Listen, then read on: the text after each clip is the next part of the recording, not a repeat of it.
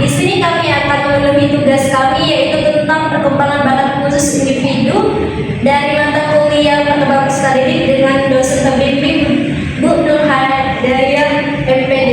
Sebelum masuk ke video edukasinya, kami akan memperkenalkan diri. Perkenalkan, nama saya Francisca Anggibia Sedian, teman saya. Nama saya Sumaraj. Perkenalkan, nama saya Arina Puwanta Gaul. Perkenalkan, nama saya Agar Sitorus. Selamat menyaksikan video edukasi kami. Setiap orang lahir dengan perbedaan, namun perbedaan itu tidak menjadi kelemahan. Sebaliknya, ia menjadi kekuatan yang tak terduga, termasuk bakat.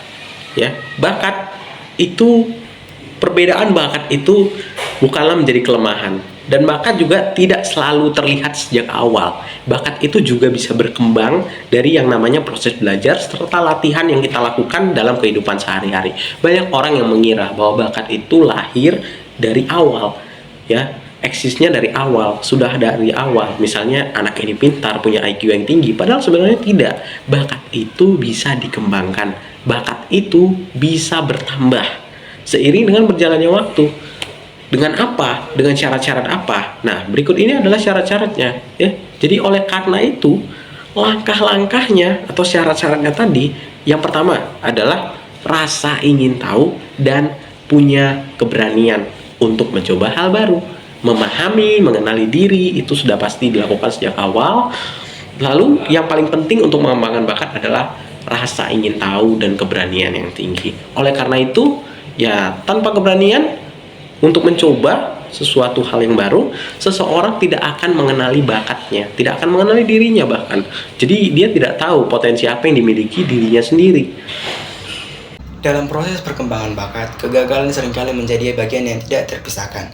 Namun, kegagalan seharusnya tidak dipandang sebagai akhir, melainkan sebagai pelajaran yang membentuk mental seseorang agar menjadi lebih kuat. Setiap kesalahan yang terjadi sebenarnya menunjukkan bagian hal yang perlu ditingkatkan dan dikembangkan. Orang yang memiliki bakat besar tetapi tidak mau belajar dari kesalahan justru akan sulit berkembang, sementara mereka yang tekun dan berani bangkit dari kegagalan akan semakin matang dalam bidang yang mereka tekuni. Oleh karena itu, sikap pantang menyerah dan mau belajar dari pengalaman merupakan kunci penting dalam proses perkembangan bakat pribadi. Halo semua, saya Francisca. Di sini saya akan menjelaskan tentang pentingnya lingkungan yang positif untuk perkembangan khusus individu. Nah, selain usaha di dalam diri, lingkungan juga sangat penting bagi perkembangan bakat khusus seseorang. Seperti lingkungan yang baik, itu dapat menumbuhkan rasa motivasi dan kepercayaan diri karena keluarga mendukung, guru-guru yang selalu membimbing, dan teman-teman yang selalu mensupport kita, sehingga menumbuhkan rasa percaya diri dan motivasi kita untuk selalu berkembang dalam bakat tersebut. Nah, sebaliknya, jika kita tumbuh di lingkungan yang negatif seperti keluarga yang tidak mendukung, guru-guru yang selalu meremehkan kita, dan teman-teman yang selalu membanding-bandingkan kita dengan orang lain, itu dapat mematikan bakat yang ada dalam diri kita. Oleh sebab itu, pentingnya lingkungan yang positif seperti teman-teman yang mendukung, orang tua yang selalu memberi motivasi atau memfasilitasi kita, dan guru-guru yang selalu membimbing kita. Kesimpulan bakat khusus dalam perkembangan peserta didik.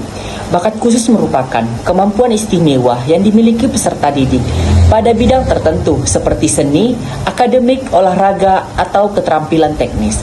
Bakat ini tidak muncul begitu saja, melainkan merupakan kombinasi dari faktor bawaan atau genetik, lingkungan, kesempatan belajar, serta dukungan dari guru dan keluarga.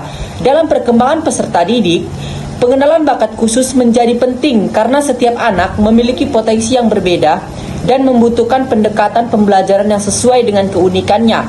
Semakin dini bakat diidentifikasi, semakin besar peluang peserta didik untuk berkembang optimal sesuai bidang keunggulannya. Selain itu, bakat khusus perlu dikembangkan melalui proses pembinaan yang terarah seperti kegiatan ekstrakurikuler, bimbingan individual, dan lingkungan belajar yang kreatif dan mendukung. Guru berperan penting dalam mengamati, memfasilitasi, dan memotivasi peserta didik agar percaya diri dalam pemahaman yang tepat mengenai bakat khusus. Proses pendidikan dapat berjalan lebih efektif karena peserta didik belajar sesuai minat dan kemampuan terbaiknya. Pada akhirnya, Pengembangan bakat khusus membantu peserta didik menemukan jati diri, mencapai prestasi optimal, dan mempersiapkan masa depan yang sesuai dengan potensi unik mereka. Sekian dan terima kasih. Hasil akhir dari video edukasi tentang bakat khusus dalam perkembangan peserta didik.